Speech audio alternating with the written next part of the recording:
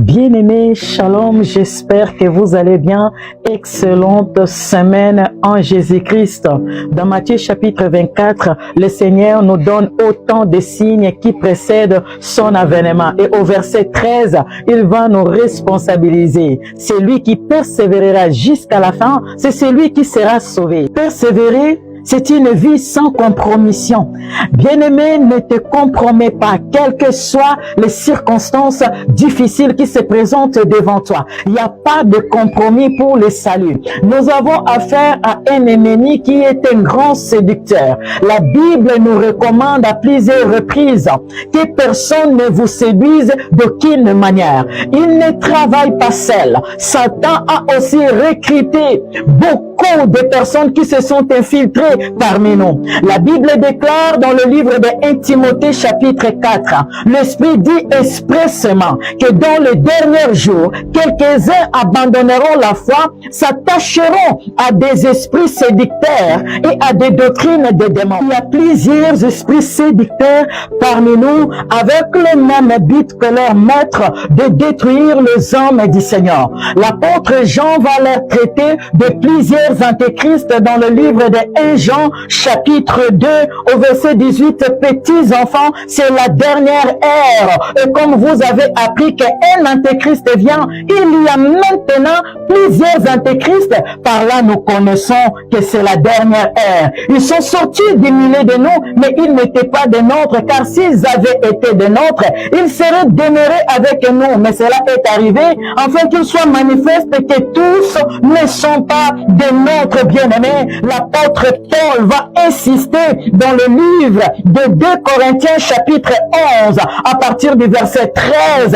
Ces hommes-là sont des faux apôtres, des ouvriers trompeurs déguisés en apôtres de Christ. Et cela n'est pas étonnant puisque Satan lui-même se déguise en ange de lumière. Il n'est donc pas étrange que ces ministres aussi se déguisent en ministres de justice.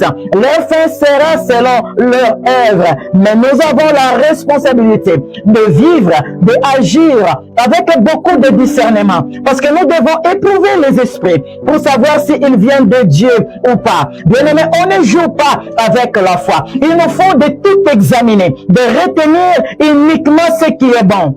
Surtout, attention aux connexions nuisibles, aux amis serpents. Combien aujourd'hui, ils se sont égarés à cause de mauvaises fréquentations, bien-aimés. N'oublions pas, il est écrit, les mauvaises compagnies corrompent les bonnes mœurs. Ne sous-estimons pas l'ennemi, puisque le maître, il nous a avertis dans Matthieu chapitre 24, au verset 24, car il se lèvera de faux Christ et de faux prophètes. Ils feront de grands prodiges et des miracles au point de séduire, s'il était possible, même les Élis. Cher Élie de Dieu, fais attention, bien-aimé dans le Seigneur. Les miracles ne peuvent pas nous impressionner. D'ailleurs, les miracles nous accompagnent, nous qui avons la foi en Jésus-Christ.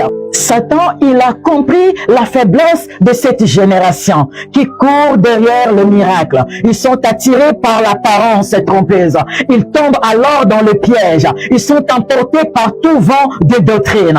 Bien-aimés, attention à la ruse de l'ennemi. Le miracle ne détermine pas l'authenticité de celui qui se dit être un homme ou une femme de Dieu. D'ailleurs, nous sommes avertis par le Seigneur lui-même. Nous sommes dans le livre de 2 Thessaloniciens, chapitre 2, au verset 9.